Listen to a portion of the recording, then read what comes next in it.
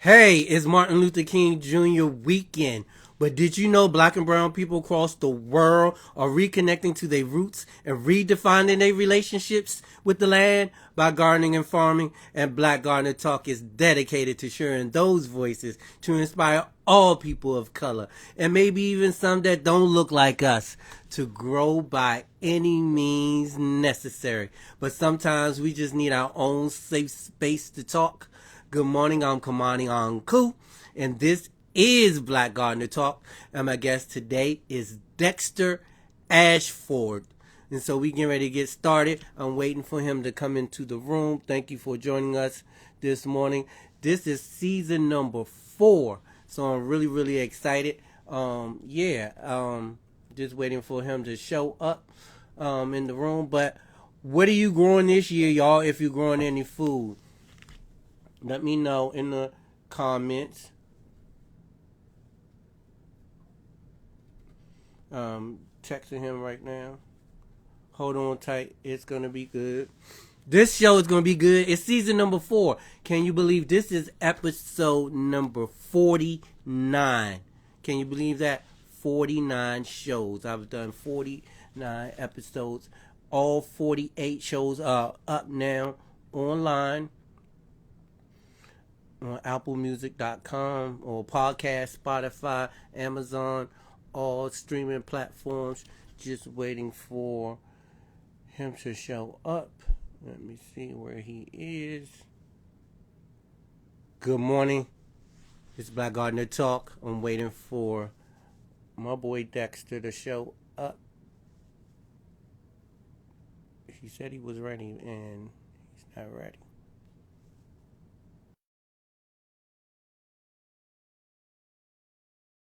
Okay. Hello.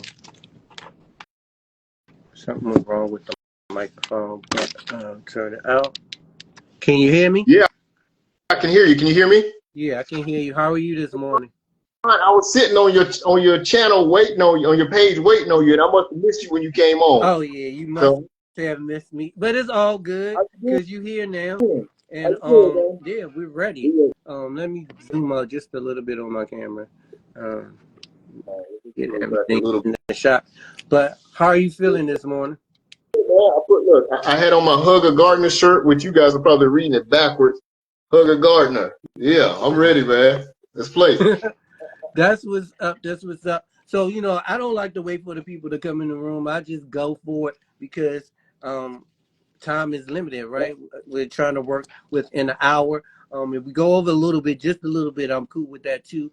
But let's start with, what are your first memories of gardening? Man, the first garden I remember seeing, I was close to my daughter's age. My daughter's 5 now. I might have been a little bit older. My grandmother, who was raised old school, but she moved into a community, and for her at that time, that was something big. She bought a house. We weren't. I wasn't raised on a farm because I was actually raised in her house. I wasn't raised on a farm, but she wanted a garden, and she went out and did a garden, and I think she did it the hard way. She took a mat axe, busted up the whole everything she was gonna do with a mat axe. So she put in some work. And thinking back on the garden, the first garden I saw somebody do, which was my grandmother Carrie, which is who my little girl is Oh named wow. after. Thinking back on that garden, she actually did some stuff that I would, because I teach gardening now, I would tell people don't do it that way. For one, don't put it in the middle of shade trees. And she had 4 trees that she put her garden right in the middle of, pine trees, which is probably the worst or soil drainage you want to see. And she put the garden right in the middle of it, so it wasn't getting a lot of sunlight. And on top of that, it had a bunch of soil draining trees right by it. So looking back at it, that's my first memory. And made by the person I love so much, I named my daughter after her. But I was thinking of ways, okay, I probably wouldn't do it that way. So that's first memory. Oh, that's wow. That's incredible too. Do you know, because you were so young, do you know if she ever got the trees knocked down or cut down, or did she ever move the garden to actually grow the food? We still my aunt still owns that house. Those trees still Okay. there, man. Those trees they there right now. I'm 53. Them trees still there. That's what's up. That's great that you can keep it in the family and still go back there and see the early beginnings. From that um, garden to your garden, how did that formulate? What made you say, okay, it didn't really work out there because of trees. Now I'm going to do this. What made you want to get into gardening? What? And this is the crazy part. I have a BS and a master's in agribusiness from South Carolina State. But at the time, they weren't teaching it from the go into the agricultural side. They were teaching it from this is an avenue to get into business, to get into corporate America. So I got into corporate America, tried my best to do it, and I just did not like corporate America. I don't like the corporate structure. It's just too rigid for me. My personality is more free flowing than that. Um, what I found was that watching stuff grow relaxed me. I would do I would plant little things and watch them grow. So I think I came into this thing backwards. Everybody else would probably come into gardening, putting something in a pot or soil. I came in the back into gardening. I wanted to do hydroponics. I wanted to grow food in small and just go big food in small spaces. So I came back into actually aquaponics. I wanted to grow fish and food. The trick to aquaponics is whatever there are two different symbiotic environments, biospheres. Whatever you put on the fish cannot be harmful to the plant. Whatever you put in the plants cannot be harmful to the fish. So what you end up with is a symbiotic system where mainly the primary nutrient produced would be the nitrogen from the fish. Fish waste would be pumped into the plants. Plants would clean the nitrogen because that's what the plants need. Where the best plants to grow with nitrogen would be greens. So you end up growing a lot of leafy greens, but you're not going to do extremely well on tomatoes or other stuff that may not like having their roots wet all the time and don't get the phosphorus, nitrogen, calcium stuff that might harm the fish. Okay. So ended up out of that and then did hydroponics, which is okay, now I can put all the nutrients I need for my plants in and I don't have to worry about keeping the fish alive. uh, that's a trick for real. Because at the time I was doing it experimentally. So I was literally catching all my fish and then putting them in the tank. And I didn't know what the heck I was doing. I ended up boiling those poor fish, man, because the tank was raised. I didn't have it cooled off right. So like you learn a lot of stuff along the way. You learn a lot of stuff. So hydroponics was the next thing. I had a hydroponic greenhouse, and I've got some pictures there on my Facebook page where you can see me in the greenhouse and tomatoes do well. Learn something about greenhouses. I don't know why I can't just do simple stuff simply. I got to learned a lot about greenhouses. Greenhouses get hot, and if you don't have the proper cooling system, you can't even stand in the greenhouse that long. Um, when tomatoes are over, let's say 90, 95 degrees, tomatoes won't grow a lot of fruit. They'll grow a lot of plant. So you got to keep tomatoes in a temperature range between like 68 and 95, somewhere right there, in order for you to get fruit off a tomato. Oh, wow. If it gets too, yeah. So that's a lot of greenhouses. You'll see the shade cloth thrown over the greenhouse. It's definitely got a cooling system some kind of cooling system inside that greenhouse, because you can't stand in a greenhouse if it's in the summertime. Matter of fact, I'm going to put hoops over some of my raised beds and do a very small hoop house, like a 4x8 hoop house to get started. So I'm going to start my plants. I had to redesign my whole garden because I ended up with a virus that affected my tomatoes in ground, and that virus is going to be there for 3 years. Nothing you can do about it. So I just came out of ground. I'm rebuilding all my beds, and a couple of my beds are going to have that hoop house, the little hoop structure over the bed, so I can use it as a early starter. But this year, because I really focused on some of my earlier posts, one of them went viral. I had like 1,600 shares on Facebook from a post where I was talking to educators about the best time to start a garden. And I was saying the very best time, if you educate students, the very best time to start a garden is going to be in August when you first get back. Because if you do it in August, you've got all of August, well, whatever part of August you start in, September, October, November, and the last part of December, you can grow greens and you can send them home with your kids. So if you grow greens, send them home with your kids, now you're actually producing something in schools, and you taught the kids how to produce something that feeds them. So you taught a practical hands-on lesson in school. Your spring gardens, which is where we are now, my spring gardens, I'm getting my teachers, the folks that I'm working with. I have two schools that I'll be working with this year. And I want them to grow sweet potatoes, at least a bed of sweet potatoes, and at least a bed of pumpkins. Two things in the because sweet potatoes you have now they're gonna have somebody who's gonna attend to the garden with whatever else they have in there throughout the summer when the kids aren't there. But if you grow your sweet potatoes, you have a chance. Now you can offer a cooking class and you can allow the kids to let the sweet potatoes cure because sweet potatoes have to cure for about 2 or 3 weeks. They have to just sit there and let the sugar come back up to the surface so that the potato is useful. You can't just use the sweet potatoes. But like a tomato, you can take it out of the garden, wash it, and cut it open. Sweet potato, you have to let it sit.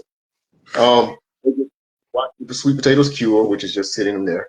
Then they get to peel the sweet potatoes or have someone come in and do a cooking class, and they get to cook their own sweet potatoes. So they get to cook something. So you might be doing a pie cooking class in school and let the kids taste their pie. My question is not to cut you off, but why are you growing sweet potatoes and pumpkins like during the springtime when you would think like pumpkins and sweet potatoes would be like planting them around the summertime? Is it just because they're in school right now, or what's the notion behind growing them in the springtime opposed to midsummer for fall like Thanksgiving, Christmas, and all that stuff? You hit it on the head. If you're going one, you start those plants. Actually, you start them about the time you start your spring garden. Just let them grow. Sweet potatoes you start maybe in May. Pumpkins, this will be my first year growing pumpkins, but it's still a gourd, so I take it to start it about the same time, April, May. You do that because that's what the kids are available to do then. Because if you wait until the summer to plant it, unless they're going to summer school, they're going to miss it. So if you want to get their hands dirty, you're going to give them something to do, and you're going to give them something to do that's going to have a return when they come back. When they get back, they're going to get to go out day one and look at the garden and see what production that garden has done. So that's why you have to have a person who's for my program. You have to have someone that manage the garden over the summer. And that's what the tomatoes that they plant. Because think about this. Everybody wants to plant a spring garden. Everybody plants cucumbers and squash and tomatoes and okra in a spring garden, and the kids are going to be there for 6 weeks. What do you think is going to be grown in 6 weeks? Nothing. They might get to see the plants grow an inch or two, and then they go home. And if you have a teacher who has agreed to take care of that garden over the summer, then when you come back, it's all dead. It's all dead when you come back. It's nothing there. So my program took care of that notion. You got to have someone who agreed to take care of the garden over the summer. Then we're going to plant things that are useful to the kids in the fall.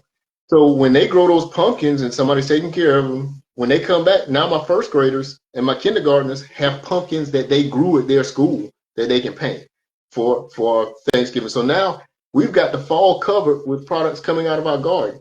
We're going to plant our collard greens when we get back. So in November, December, we're giving out collard greens, turnips, mustards. Turnips and mustards grow fast. So if you give them enough space, you're going to have turnips and mustards to give out in October if you plant them in August. They can grow just that fast. You're also going to have a bed of sweet potatoes that we can start pulling up sweet potatoes. Usually you don't pull a sweet potato until the first frost, but I've left some in the ground too long. So when you see it's showing and it's ready and it's got a nice size, go ahead and get it, even if you got to just let it sit and cure for the other ones. So now you have opportunity to have a cooking class. You can teach the kids how to treat their food. They're going to be painting on stuff that they grew. They're going to be eating food for the holidays that they grew that you can sell to us. So That's what's that's up. my I new mean, thing. now that I think about it, because we're gonna get more deep into the school stuff, but I have worked in the school system, and I was like, why are we growing pumpkins now? You know what I'm saying? So now I get it because once that summer hit, everybody's ready to go. Don't no teachers want to be coming, watering no, taking no Yep, care, no guard unless they really invested in it. yep. Here in the district, though, well, in DC, I live in Maryland. In DC, a lot of their schools are also have these food court people, or it's some kind of other volunteer program that these people come out and they actually take care of the gardens during the summertime for the schools, which is really really unique. And so they can do a little bit of some spring gardening and then have some stuff in the summer. One school that I used to work for used to always do a farmers market outside of their school during school time and in the summer, especially when it was COVID. They had a farmers market and they gave the stuff away for free, which was cool. But I want to get back into that in a minute. But what was your first garden mistake? I always like to throw this out there because some people do have mistakes, and I want to know what was your personal garden mistake. Oh God. I told you I started backwards. Everybody else started with something simple in the ground. I started with a hydroponic because I wanted to go back. I've done a lot of growing. I've done worm farming, mushrooms, microgreens. I've like this hemp grower here in South Carolina for 3 years. But my biggest mistake, man, that hydroponic garden where I boil those fish. Oh, that was bad. I shouldn't be laughing about that. I didn't realize I needed to put that tank down and cool it off. It got too hot. That's probably the worst thing I could think that I did, man. I mean, Um, up, it happens. I mean, I think we all, most people will, most younger people or most people our ages when we learn from grandma, or well, not necessarily learn from grandma, but we saw grandma do it, but then we try to recreate that, and we always go down the wrong route.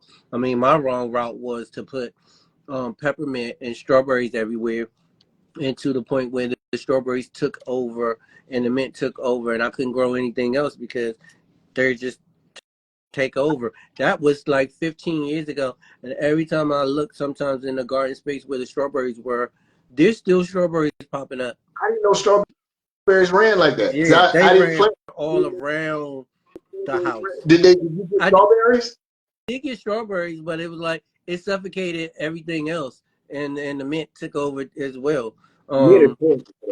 But I Mint, figured out the mint situation. I mean, I eventually digged it all up, and then I actually learned how to put the mint in the pots, and then still put them around the house because where I live at is a lot of field mice, and the field mice try to get in the house in the wintertime. And so if you put that mint around the foundation of your house, they won't come to your house. So I mean, I learned, but I did have to take the strawberries up, and I grow them in barrels now, and so. yeah, That worked out well. But we all have mistakes, you know what I'm saying? I don't think anybody just go in there and just, yeah, do it just like that. I mean, that's why I wanted to have this type of show so people can learn from our mistakes. You boiled the fish. yeah. That was not nice. That You was boiled the not fish. Maybe you could have made a fish stew out of it as nice. well.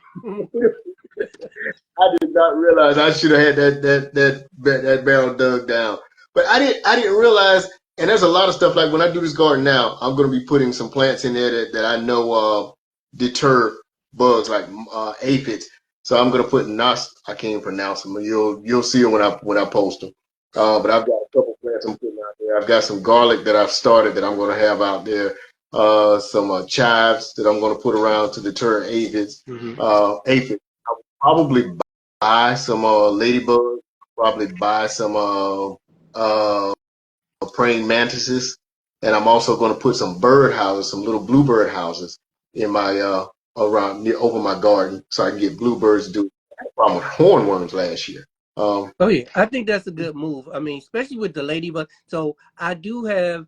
I mean, I have built a ecosystem now where the praying mantis just come, but the ladybugs are still not coming like I want them to come. So I did purchase some ladybugs, and that was crazy. I mean, Really? I had a plum tree that was infested with aphids, and I was like, this is my first year getting these plums. I waited 2 years to get plums. They're not gonna take over my plum tree. So I ordered some off of Amazon. They came within 2 days, and then I had like this ladybug party or whatever. But I also built like I call it the ladybug hotel to try to keep them in there so they can lay eggs and come back the next year or whatever.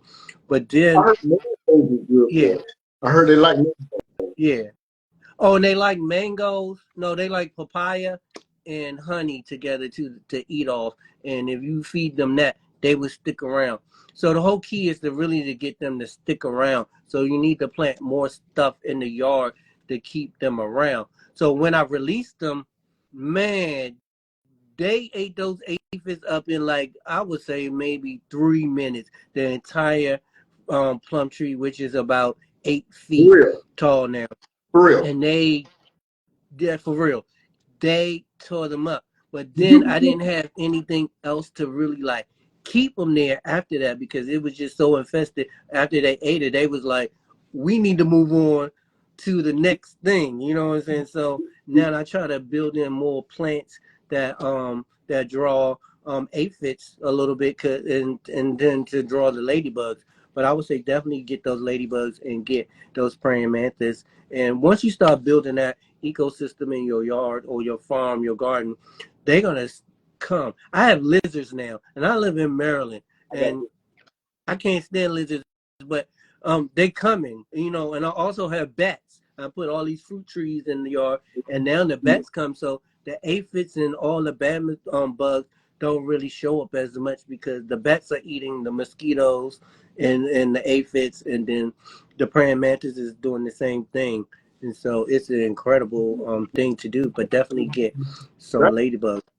Dragonflies are good for mosquitoes too. Yeah. Dragonflies bunch of mosquitoes. Yeah. So Yeah, somebody that's said lizard. Cali girl said lizards and bats. Yeah, the first time I saw the bats, I was like, we were outside, we were just chilling, and we was like, we saw them swoop down, and we was like, all right, let's get our asses in the house right now. bats. So But the then I bats are figured out, I was mosquitoes, telling a right? coworker I work at Home Depot part time. I was like, I got all these bats, and they's like, embrace the bats because the bats is gonna do good things for your garden. They looking for the bugs. They looking for all the things to eat. And so I actually have no mosquitoes in my backyard during the summertime because the bats eat them all up. And so last year I decided to build a bat house.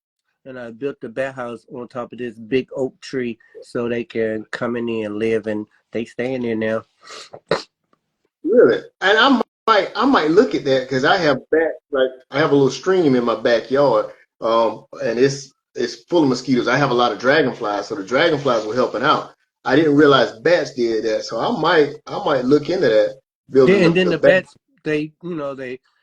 they poop just like us, and so the funnel. poop actually fertilizes the plants too. So you get a two-win situation. They eating all the mosquitoes, the aphids, and different things like that, and then it also fertilizing your plants. This is the first year that my pomegranate tree really fruited like big time, and I would think it's because of those bats. Was the bat house is kind of right up above where the pomegranate tree is, and the pomegranate tree really, really did something.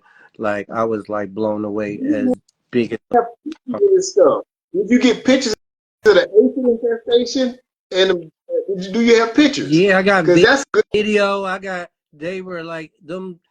So I think I paid like maybe $12 for the ladybugs, and it was like over 4,000 ladybugs in the little container, and That's they were like all over the place. Like they were looking for other places. That there was a few on some tomatoes too, and they found those, and they were just like they were crawling all over me. I did a whole live because it was going to be like, uh, I called it the ladybug party, you know, and it was crazy, but definitely get in some of those. Um, I would to do that. move on because I don't want it to be all about me today. It's all about Dexter. Um, No, good. so from your mistakes to what was your first garden success? What made you go, damn, I could do this now. I can really do this. This is crazy, and I think every gardener has this. You may have this for yourself. There is something that you just have a hard time getting to grow. Whatever the thing is, you have a tough time to get it to grow.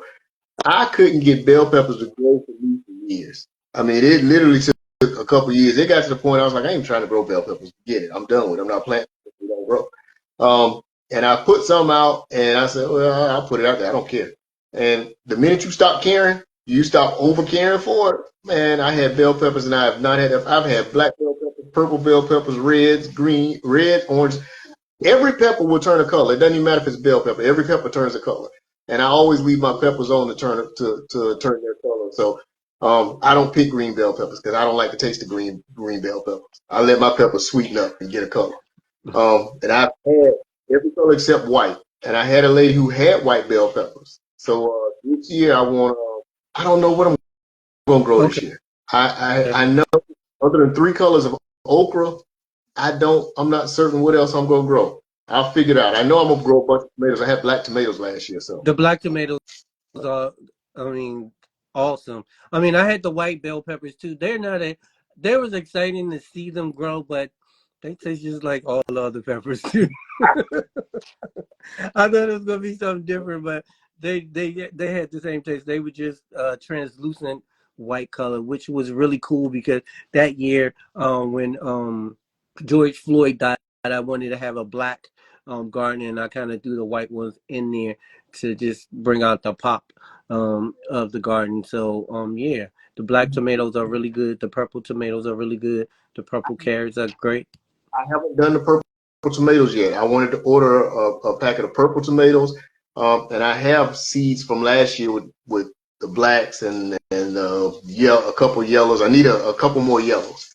Okay. And black, I have black carrots growing now, but I didn't do them deep. So this summer I may put a spot out there and drop some seeds and try to get some black carrots to go down deep.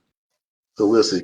This year was the first year I would actually grew. I mean, I grew the black currants, but it wasn't deep like you said. But this year I figured out I had another garden bed. I went deeper, and then I got the really long ones, and I was like, yes, I finally did it. I finally mastered it. So I mean, growing food for 15 years and growing 60% of your own food, I mean, it's still a learning process. You know what I'm saying? So it's the never ending thing. I call it a life learner, a lifer, so to speak. That's good. I don't want to know everything. Once I get to know everything, it's gonna. It's not gonna be fun no more. I want to forever be learning. I'm gonna forever be a student. Speaking of seeds, we just talked about a lot of seeds. Where do you people on here on the show? Because this is 4 years in now, 4 seasons in. Where do you buy your seeds, or where do you find your seeds to plant? Um, Y'all crazy as it is. Some of my stuff from big box stores. Every now and then I'll get something from big box stores. True Leaf is a good place to go. And I look online for kind of exotic stores. I like to grow stuff because now that once you start growing, you realize, okay, I can grow stuff. You want to grow stuff people haven't seen. You want that wow factor, like the black tomatoes and the black carrots. I want the wow factor. So I look for stuff for places that have exotic stuff like those purple tomatoes. I'm gonna get those just because they purple tomatoes, and most people see red, so I'm gonna get the purple. Now, if you're doing it commercially, it is much more practical to get the perfectly round red tomatoes because you're gonna sell a lot more of them. But for people like us we do it and we can take it to we can take it to a farmer's market and sell it. You kind of want the exotics to get the attention. So um, our True Leaf is one place that I've seen some stuff. You can find some stuff at the box stores, and then just look on the internet and seeing who has what. Okay. Yeah, the box stores. I actually work for a big box store, and their seeds are getting like they getting better. You know what I'm saying? They had these pink tomatoes that I never seen before last year, and I got a pack of those pink tomatoes, and I was blown away by them because they were like these bright pink. They weren't red. They didn't even get red after they stayed on the thing. They stayed like this bright pink, almost like a fuchsia pink. I was really surprised by that. I'll try to find. I'm trying to see if I have them here. They're probably upstairs because I'm getting ready to start some seeds and stuff. But I was blown away by that. But I always look for the wow factor too. I'm not one that sells my produce, but I'm always looking at like, okay, I'm gonna make this nice video because my background is in television and film. Like, I'm gonna make this film. It's gonna be about these purple tomatoes or these black tomatoes or these black carrots, or black radishes. Now, I was really disappointed with the black radishes that I got from a online store that I won't mention, but they never turned black. And I was like, I think I got scammed. But yeah, the wild factor is good. Real So quick question. Go ahead. Say what you I say have what you somebody asked if I sell myself, and I do. I have another farmer who really grows a lot of good greens. So if you go on my web page, on my Facebook page, Dexter Ashford, and you see those, well, now the big collard greens, I'm standing in the blue shirt. I grew those in the backyard. But when I go out, when you see me going out and selling a bunch of collards, I've got notes from a particular farm I have, and he grows some really big ones. So I do sell produce. I do a lot of gardening, so I don't have a ton to sell. My big emphasis is on teaching people how to grow food. So I am going to get some land, and once I do, then I will have a place where people can literally come in and stay. You'll be able to stay on the property and you can practice, have a live hands-on practice, and you can't mess it up too bad because we're gonna be there and it's gonna be kind of organized. But my big focus now is teaching people. That's why I go into schools. I want to teach kids how to garden because a lot of when I look at grandparents are my age, well, a lot of us don't garden. So if you got people that are my age or a little bit younger and they're the parents, if their parents didn't garden, they don't know how to garden, the kids don't know, it's not getting passed down. And I think that it's something that even if as the kids, the parents, I feel encourage parents to come out and participate in it. We love parents. So offering the garden program offers an opportunity for the parents to have another avenue to participate with the children. And in that participation, we learn a skill that's needed. Because think about this. Now, I'm going to run through a couple factors. Everybody was on, remember when the pandemic first hit and everybody had this crazy run on toilet tissue? It was like the dumbest thing I've ever heard. Everybody, they bought out toilet tissue. That was the dumbest thing in the world. I did not understand it, but you could not find toilet tissue, so you had to go buy toilet tissue too. Next thing, what if the next run is on your food? Now, I said that. Now follow this. Bill Gates has become the largest individual landowner of farmland in the country. Now he's not the largest corporate because corporations, there are some corporations own way more land than Bill Gates does.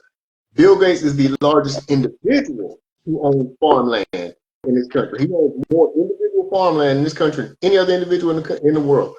In the country, Bill Gates made his money on computers. The guy who made his money on computers suddenly bought farmland and bought more than any other individual in the country.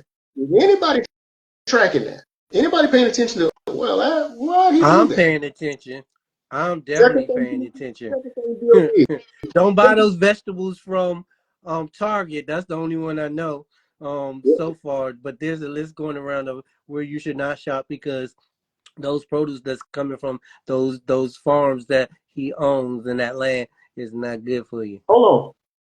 So there's another thing he did that I think might even be worse. You can wash the produce off. But the second thing he did that I think might be worse, Bill Gates heavily invested in the fake chicken. The Mm-hmm. FDA said that you could grow chicken, you could put amino acids and peptides and whatever it needs and grow a chicken-like organ in a lab, and they could call that chicken meat. And the FDA, Federal Drug and whatever FDA stands for, I'm sorry, Drug Food Administration, and Federal Food and Drug Administration. Drug Administration. The FDA said you could call that meat. They literally said you can call this chicken. This chicken was not grown on raised on a farm. This chicken has never been alive. Like this chicken didn't have a heart and ran around. They literally grew that whole specimen in the lab, and the FDA said you can call that chicken. Bill Gates Oh, invested in that. Bill Gates invested in chicken and and farming. the fish with the salmon as well, and they already have that on the market as well too. I I don't didn't know realize. if the chicken is on the market yet. Yes, the FDA approved it. It's good. There's nothing stopping them from selling it. Yes, Yeah, assume they yeah, I did. know the The FDA fish. So approved I it. guess that story, story about KFC. They couldn't call it Kentucky Fried Chicken anymore, so they call it KFC because they had that fake chicken that was growing in the lab. So I guess that rumor is coming true now. So I don't know how true that was because Kentucky Fried Chicken had some pushback on that thing. They didn't like it. Yeah, Every folklore you hear is not true. yeah, Because I've been growing the birds without beaks and eyes. I don't know that that's true. But I'm gonna dispel a myth that I just hate to hear because it annoys yeah. me. Because I worked on my master's with a guy from Togo, Africa. And in Togo, Africa, he grew up on a certain kind of fish. He grew up on what's the name of the fish that's really fast growing? And everybody thinks it's a fake fish, and I cannot tilapia. Tilapia. Tilapia is a real fish. It is Okay. an African fish. Saw, The fish grows in huh? saw or something like that. So Yeah, it's a sawfish or something. No. no, tilapia. Tilapia is the name of the fish. Now, just like you can get different animals that have different color strains, they grew different places. So they'll take, you might get a white tilapia or a black one or whatever, but a tilapia is an African cichlid that is a real fish that is not a fish somebody grew in a lab. It gets on my nerves to hear people say that fish fake. That ain't real fish. Yes, it is. That's an absolute real fish. God created that fish. When the people had, they were selling them out of China, and China was, I mean, literally feeding the fish Mm-hmm. shit. Like the fish would survive on anything. They were feeding the fish people. And the problem, that was the problem they had that what China was feeding, because fish grows really fast. I mean, you had that fish out big, I mean, like a big, big fish in 9 months. So they were pumping them out fast and they were feeding them literal shit. They were living on sewage and getting the fish out. And that was the Yeah, I problem. think It wasn't that that was the the fish was problem. Yeah, fake. Yeah. because when I started hearing about tilapia, I was like, I don't want to eat that no more. They feed them shit, but they also fed pig shit and they fed chicken shit and stuff too. You know what I'm saying? If you be careful what you feed your animals, because I don't know how much. Because pigs are first of all, pigs are apex predators.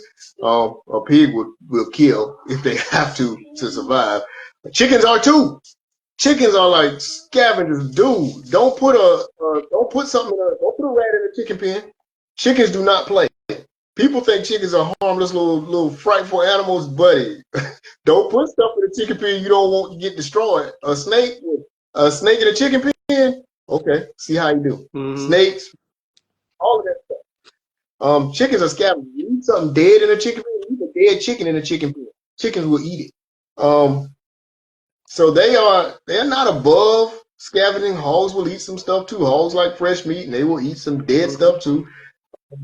What you feed your animal? When I get my farm, I'm going to have a place like that because a lot of our kids think food comes out of Walmart, and it doesn't. Somebody had to grow it. They think if the carrot don't look like a Bugs Bunny carrot, it's not a real carrot. Well, we just talked about black carrots, and you can have carrots that grow with little double loops and stuff, all kinds of crazy stuff. So one of the things that I'm gonna do because I'm big on research and gardening, I want a space where we can bring kids for a field trip, where we can teach individuals, where I can teach the teachers. I can have teachers there for a week or so. You can learn how to garden. You can learn gardening, where you can learn basic animal care, walking the animals out to the field. I want some pigs that graze because there are different kinds of pigs. There's some that just feed the pigs, and there's some you can actually have graze, so you spend less money on the feed. Pigs grow a little slower, but it makes a great educational. So I'm very much looking forward to building out my actual farm. Right now, I do a lot of gardening. I do gardening. I've got a hold on one second. 5-year-old who right now is talking. Karen, that daddy's on the video. Shh. Thank you. Now you can go in the room with mommy. Um, so I have two. Yeah, you're It's all 5 year old. good. I We have embrace the children. The last episode, one episode, I had a young lady. She was actually breastfeeding while we was doing the live. And she exposed to people. It happens. and some kind of way, yeah, you got to get fed. One of the things I'm having done, guys, because I'm going to have different levels. I don't know if you've ever read this guy I love, Myron Golden. If you've ever listened to him, Mhm. 3 levels of business, and gardening is going to be my business. So I write children's books also. Like a 5-year-old star in one of my books. He co-wrote another book with me that's coming out later this spring, and I have a gardening curriculum that is actually is out now. I've got to do the hardback, but the other one should be out, my gardening curriculum. You can look me up on Amazon, Dexter Ashford, um, and you'll see if the gardening curriculum has come out. If it's not, then you'll just see Carrie Goes Farming. But some of the things that we're going to do is basically teach kids how to garden. So I've got the website that's being built for me that you can go on and you can book me whether you want to. You can put your book order in, and the book order will be directly from me. If you buy the book order directly from me, then Of course, it comes directly from me, not Amazon. But for bulk orders, you can get. I might be able to offer a discount on bulk orders because I want to work with districts. Bulk order would be like a then you can schedule me for a visit for your class to do book reading. So we do we offer book readings for over 1,000 books for the bulk orders. Um, we do workshops workshops, presentations where work with gardening, where I teach your kids. I teach your kids how to garden in 30 days. I mean, everything you can start on in 30 days, your kids will be gardening and they'll have it in the ground. And then after the 30 days, if you want follow up, I will have uh, an app available where you can get on the app and follow up with some learning techniques. This year, I'm going heavy science in the garden. I'm going to have an automate or at least a rain barrel water catch system to water the garden, which is conservation. So that's a benefit to the planet with the water conservation. And I will also have a solar powered. I might put the solar powered drip system on it. So I literally will charge the battery. So I'll probably have a video showing building the solar generation system, which is basically get solar panels, connect them, run them to the battery, run them to the discharge. So it's going to be, I'm going heavy science, and all of that will be available on the app. So those things will be available on the app, so you can follow on the app. And the app, of course, will be offered through after the presentation. Let's say you want to do, you got the book, you wanted to follow up with the gardening, maybe you wanted to do the app, or you wanted me to come in and do a presentation. Okay. So I can come in, do a presentation for you, and if you want to follow through with your garden and you want to maintain some contact, then you can get the app. So all of those things will be available. So we're trying to organize. I'm going to go heavy on the teaching part, and ultimately, when I get my land that we'll offer on the during the summers, during the school year, we'll offer field trips. People can come in and bring the students. During the summers, I'm going to be heavy on teach the teachers. I want my teachers to be able to come in and learn, because a lot of times people want to do it, but they're kind of nervous about messing it up. Mm-hmm. Well, learn, ask questions, put your hands on it, get your hands dirty, and you're really not gonna mess it up too bad, because I'm gonna catch you before you do anything to it. I So, think um, that's a good thing. Here in DC and Maryland, well, not Maryland per se, but DC, they also have a program where people go in the summertime, and it's run by a nonprofit. Some folks started it to teach teachers how to do gardening and teach the kids in the schools, which is really really good. You really answered my last question that's supposed to come at the end of the show, with all this teaching stuff. But I want to quickly go into a few things with you, and then we can come back to the teaching, because I want to know, how did you get into that work? But what advice would you give a new gardener that's starting out? You was a new gardener at some point. You boiled the chickens. I mean that fish that you was doing aquaponically. What advice would you give a new beginner uh, starting out? you need to hear some things when you get started. First thing, don't quit. You're never gonna get better if you quit. You did not learn how to ride a bike by quitting when you fell off the first time. So accept that, yeah, you're gonna have some falls, but you got to get back up and you got to do it again. Second thing, it's going to be some mistakes. Stuff happens. You get some of your best learning through your mistakes. You have a bug infestation. Guess what you learn? How to beat back bugs. So you get rid of that. So when you see it again, you know what to do. So don't be afraid to make a mistake. Don't be afraid to get out there and try it. And you are not going to learn it unless you do it. You can read every book they have in the library, and it does not substitute getting out there, getting your hands dirty, dig a hole, and figure out why it didn't grow. The worst thing that could happen is that it didn't do anything, and you got to figure out why, which turns out to be the best thing, because guess what? Now you know how to make it do something. Put it in a pot, do something. So figure it out. Do it. The best thing I can tell you is do it. The next best thing is you're gonna make mistakes, forgive yourself, get up, get on, let's go, keep playing. And then hey, it's addictive. Once you made a few mistakes and you learn some stuff and you get it right, you get one or two things right, oh, you coming back. And last thing I'll say, you can garden all year. Like, don't think you got to wait till the spring and it's over. No, that's not true. Those same, if you're gardening in a pot, I don't care. If you're a container garden and all you got is space on your balcony and you had to do it in a garden, Guess what? Those same pots, put a collard green plant. Now, one collard green plant per pot. Don't get over. A lot of gardeners do that. You get real happy and want to put everything in one, as much stuff in one place. Don't do that. You'll overcrowd it and it won't grow that well. Mm-hmm. Put one in one 5-gallon bucket, and you will be eating your collard green for Thanksgiving. Make sure you put some. I love mushroom compost. Mm-hmm. The stinker it is, the better it is. If it stink, it's good. Put it in there. Your neighbors might complain about the smell for a couple of days. It don't matter, whatever. You're going to have a big Oh collard yeah, green plant. And if you do that in 5 buckets, you got 5 plants. that's Okay. what's up. I love mushroom compost.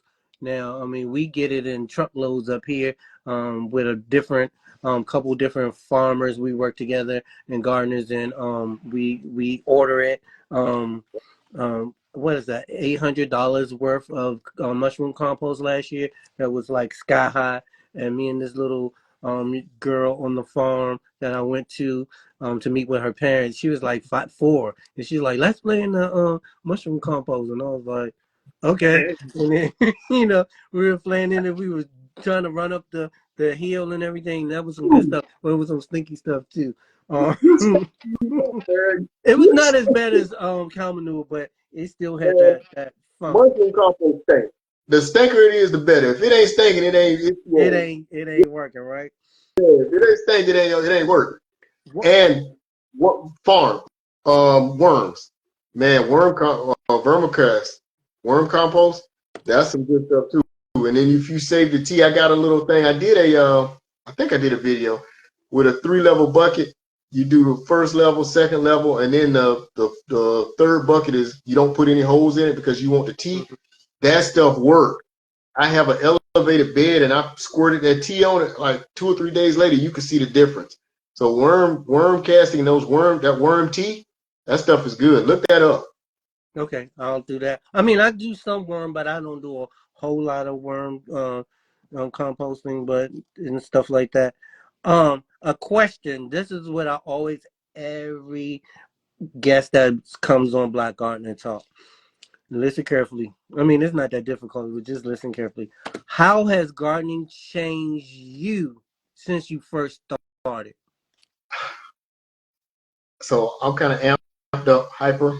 You will learn to wait in gardening. You will grow. Um, and you learn, I guess, life cycles. And the older you get, the more you mature. So I don't know if it's gardening or age just mellowed me out. You learn to, you don't have to get everything at once. And as long as the good Lord keeps letting the sun shine, the next day will come, which means the next season is going to come.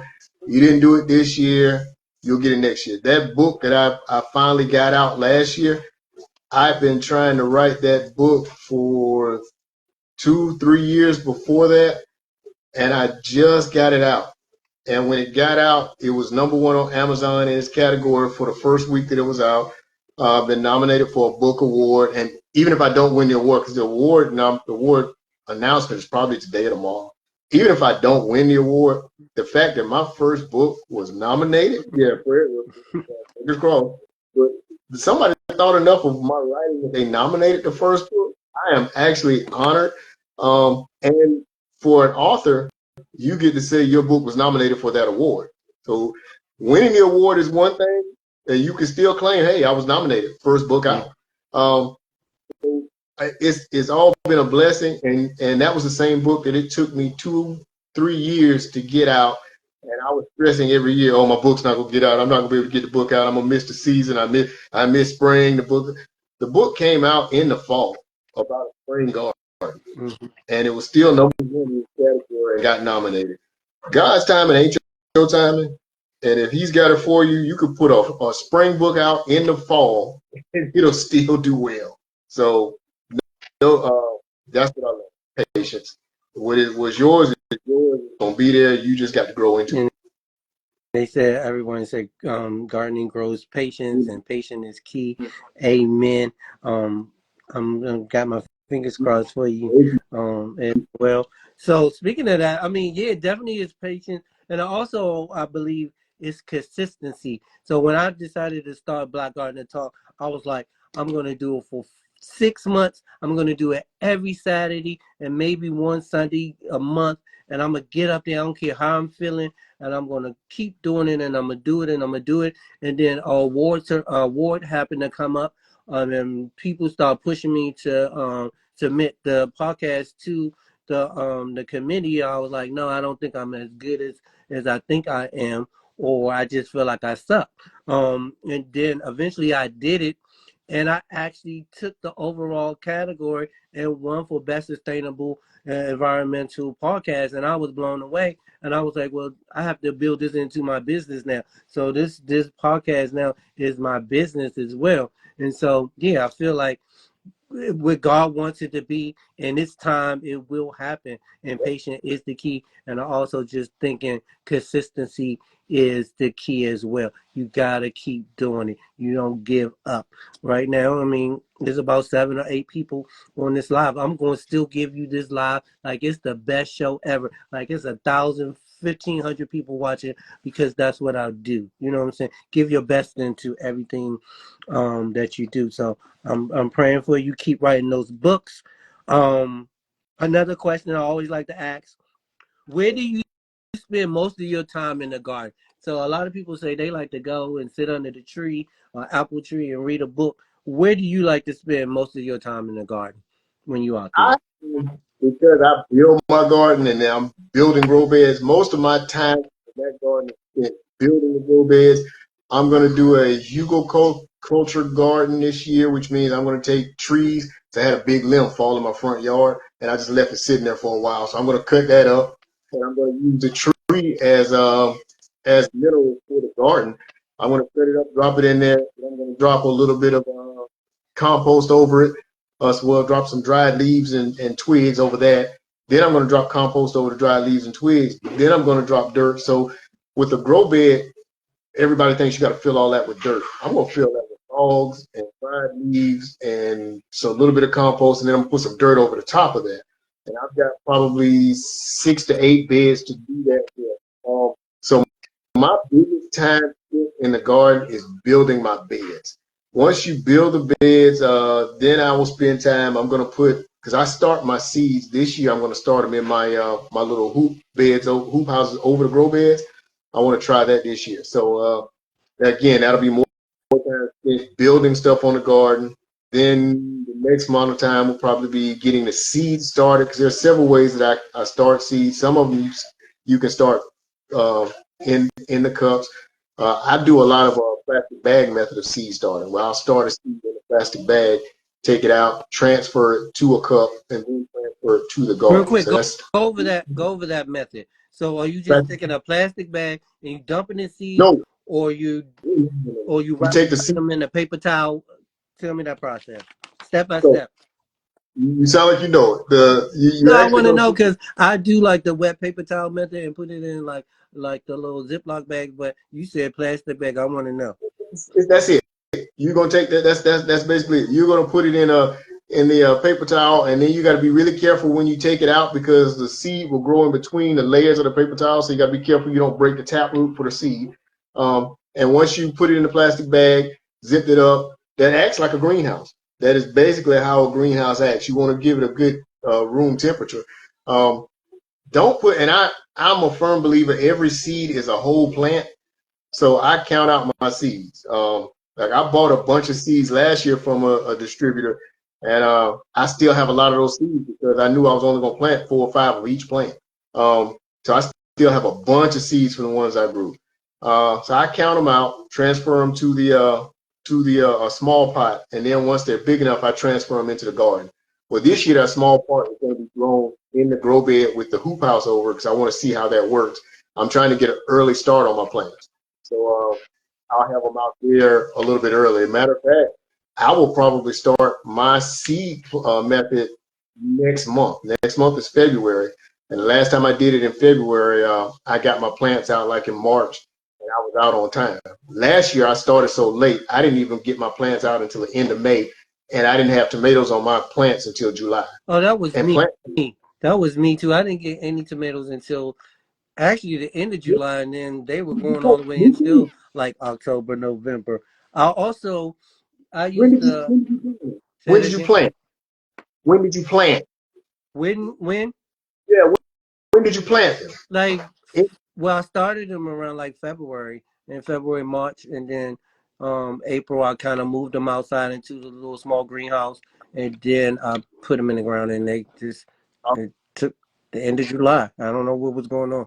I was late, man, but I started late. I didn't get them in the ground until like the end of May, so I knew I was gonna be late. That's why this year, by by mid March, they are going to be in that hoop house, Okay. and they're going to be where I try to plan on Good Friday.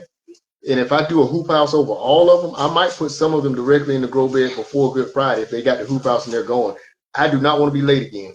I didn't get tomatoes in July, It's man. funny that you say that because I always start like I think next week, which is January 20th, January 21st, or whatever. I do I grow by the moon, so I start some seeds in the milk jugs, and then and so when you grow by the moon, they supposed to enhance the seeds faster, make the seeds grow faster. I'll do a live. I did a live last year. It was like freezing cold outside, but I did it, and so I started early, but then I got caught up into whether I'm going to leave my job and do this full time. And so that was taking over my life at the time. And so then I let that just like fester. And so I let the season stuff fall to the wayside. And then once I decide, okay, I'm leaving this job, I'm quitting, this is what I'm going to do full time, I try to catch up, and it was like it was a little slow. Like I had peppers like in November. I like jalapeno peppers,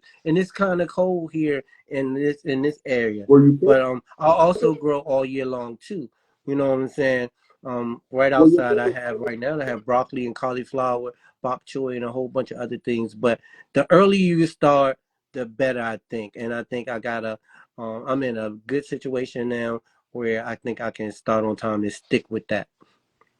you know, and the worst thing, the hardest thing for a gardener to do when you have limited space, or even my farmer who I get my collard greens from, when it was time for him to plant his collard greens, he had to cut down okra that was still bearing. You know, okra will bear Oh until yeah. it gets cold. Yeah. Once they finally start, they'll keep going until it gets cold. The hardest thing to do for somebody like us, or me anyway, I've got grow beds. So the stuff that I grow in the spring, at a certain point, it's got to come out so I can get my fall stuff in, Oh so yeah. I can get started with. So it's gonna be hard to get the pull tomatoes and still bearing tomatoes. And you said your peppers were still bearing. Did you have them covered? I No. I was just like, well, screw it, F it. If they die, die. Um, and I'll come back and get them, and hopefully it fall in the ground and then reproduce again. And then they weren't dying, they wasn't shriveling up. I was like, okay, let me go pick them. The only thing I did cover was some peas that I had, and those peas we ate those Covered. peas for the holidays. The bees didn't need covering. They would have been Oh fine. yeah, This year, I didn't know because one time I did have some and I didn't cover them and they died. But I think I put these peas into a different space, or a different area. So I think that's what made it work good. Um, this, yeah. this, this year, my goal is in August, everything going to the compost heap. If it's still got the money to pull off the stuff that's on it, whatever fruit is on it, and it's all going to the compost heap, because I'm getting my mustards, turnips, collards, and cabbage take the longest to grow. So you definitely want to start Oh them yeah. early. Mustards, and if you start them in August, you have enough daylight that you will have them out by, like, you'll be eating mustards and turnips in Oh yeah. October. I'm gonna eat some If you start mustard greens today. I'm gonna go out there and give them, me some. I got the red mustard greens, so I'm gonna do that today. I put I got like three more questions and we might run over the time. And go hopefully you can stay on. Um, what do you enjoy most about your garden? So I did have a guy on and I was blown away because he said the food. He loves to eat, and so he's like he loves the food of the garden. And what do you enjoy most about your garden? ahead. I enjoy seeing it grow. I enjoy something that I put my hands on being successful. That is a personal joy, because I still have to buy some food, and then I have so much food that I get to give it away. So I get to see people who appreciate it. So the appreciation I get from it, the satisfaction I get in doing it. I'm one of those people that's probably always going to like doing physical work. Um, Work probably won't kill me. Not working probably would. So I'm going to enjoy doing that. And I plan to do. My goal is to live until I'm 120. Now I figure I should be able to work my garden until about 119. And then when y'all see me stop working the garden, y'all need to start gathering around saying bye to granddad because it's a wrap. Well, you know, It's my I think I mentioned it, but my great grandmother lived until she was 118, and I think she gardened till she was about 96, and then somebody put her in a wheelchair, and then she stopped doing it. But yeah, that's a that's a good goal to go. You know what I'm saying? that's what I told the Lord. Now the Lord probably laughed at me when I said it. I don't know. That's what I told him. He didn't necessarily tell me. Hey, you never know. And then I know, right? You'll one, find out. yeah, You will find out. one other question, and then I have one more after that. Do you have a favorite trick or tip that you like to use in the garden that you can Um, share with a us? little bit of knowledge I'll share with you.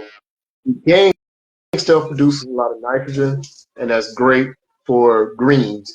If you're going to have stuff that's going to fruit, tomatoes, cucumbers, okra, corn, anything that's going to produce a fruit that you're going to eat, eggshells ground up.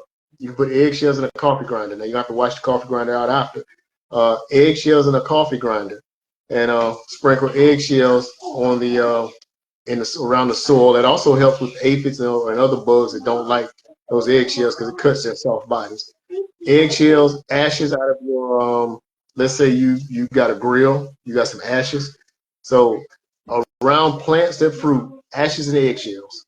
And if you're putting a plant in there, you don't mind sparing the egg. Some people who actually raise chickens have a lot of eggs. You don't mind sparing the egg. I ran across a video where a young lady was actually taking an egg, cracking it, and putting it under the plant in there because the egg shell is down there, which provides the calcium that the plants need, and I think calcium and phosphorus, and then the ash provides potassium. So they were literally putting it down there so the egg yolk is would decay and produce. So it was real. And the plants grew. I mean, when she showed the book, when she put the egg in, and then the plants later in the year, and the plant that she didn't do it, oh, it made a difference. So I would do eggshells. And if you go, you might even want to put a whole egg in there, just crack it, and you don't have to mash it up. Just crack the top open, and then put the plant in. That'll be it. Okay. And Eggs and so ass. my thank you for that tip too. I hope folks taking notes go back and re-listen to this and take all the notes and listen to what Dexter had to say today. But my last and final question is, what is the future for Dexter Ashford and the Dexter Ashford family farm? What does the future look like for you? The future looks like actually buying a significant amount of farm space. Um, I believe in farming is great, but I believe in passing on land because land is wealth.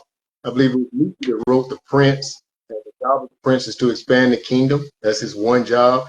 Um, in that book, he talked about when you wanted to make a person destitute, but you wanted to taking over a kingdom, you didn't want people to sympathize and make a martyr out of a rich family by killing them. You didn't kill them so that they would not make a martyr out of them. What you did was you take all their land and their titles because their wealth was in their land.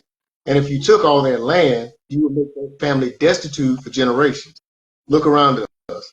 They brought us over as chattel slaves, as cattle, and they released us when they turned us loose. They didn't give us land. So basically, you turned loose a pack of paupers, and you gave them no means to take care of themselves, no means to build their own. You gave them no money, no land, no jobs. Look at us now. 100 years later, I think we own less land now than we owned at the turn of the century in 1910. We had 14 million acres of people. We have 14 million acres under ownership in 1910. In 2012, we had less than 7 million. We went backwards. We got integrated and we got all these fancy jobs and all that social stuff, and we went backwards. Dr. King said, I believe I led you into a burning house when he was about to go through the march for the trash man just before he was killed. He was with the speech before he was killed. I believe I led you into a burning house. The social injustices, well, you could try to address that, but the economic injustice is where we've fallen short, and it is where we have to make the difference.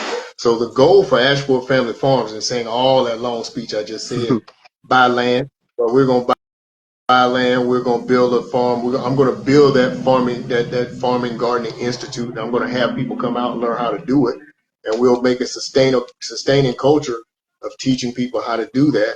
And then we'll also build a sustaining culture where we can let farmers come in and sell off our product. Not a competition. There's a lot of stuff.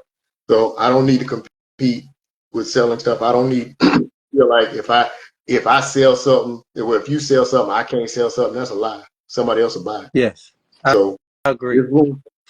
And I mean, I like that you want to set yourself apart, and I think that's what's needed too. I mean, I feel like there's money in the whole pie. I think everybody can get some piece of that pie too, and that's what I'm trying to preach. Just with this show, I want to interview and talk to all types of people. I don't care if you have one follower or a million followers. I want to just be able to express ourselves and tell the stories and not have to compete. You know what I'm saying? And build collaborations and partnership. So when you build your farm and you have a place for people to come on the weekend, maybe I'll busload some folks down and was like, hey, we going down to Dexter's farm and stay for the weekend and learn how to do praying mantis and ladybug releases.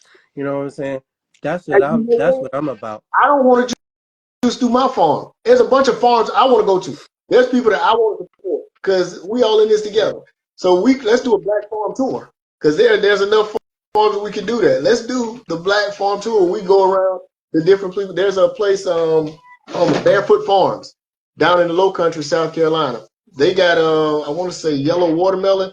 Man, that dude was like, because he planted strawberries too. And I was like, man, and I was telling him about these people that don't necessarily look like us that have small acreage farms, like micro farms, and they making 100,000 off micro farms. Literally, and that's true. They take less than 2 acres, and they'll make 100,000 off less than Oh, 2 acres. yeah, I agree. And that guy was like, yeah, that black guy down there was like, yeah, we do that on strawberry. Dude, he picked the watermelon. He said, "Yeah, we do that on the strawberries." Come on, man. There's a lot of places. There's a lot of experience out there. There's a guy named Bernard Shaw, up in he's in Charlotte from Low Country, South Carolina. He's in Charlotte now, and he does African rice. He went to African. He's got some of that African rice, indigo.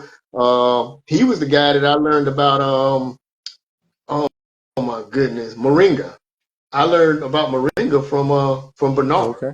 Um, so it's a lot of stuff out there, y'all, and they were paying like $80 a pound or something like that for the Inga Oh leaves. yeah, So it's big money in that.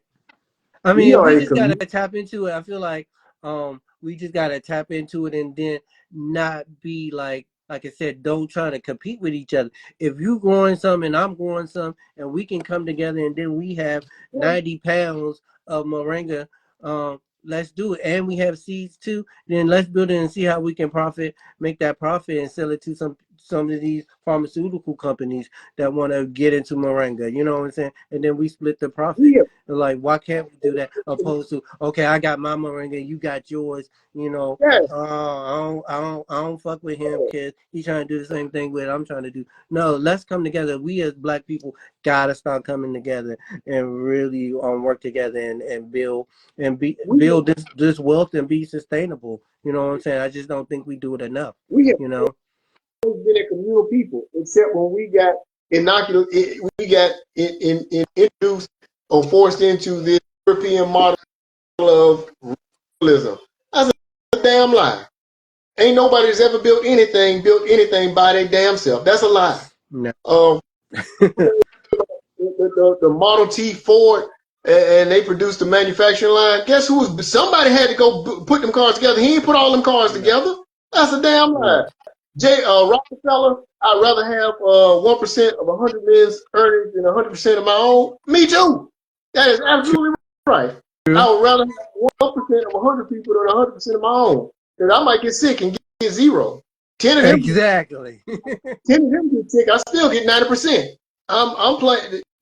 we got introduced to that notion, and that notion got introduced to us to sell. Like I think it was the Rockefellers that invented school, or that made a national school system.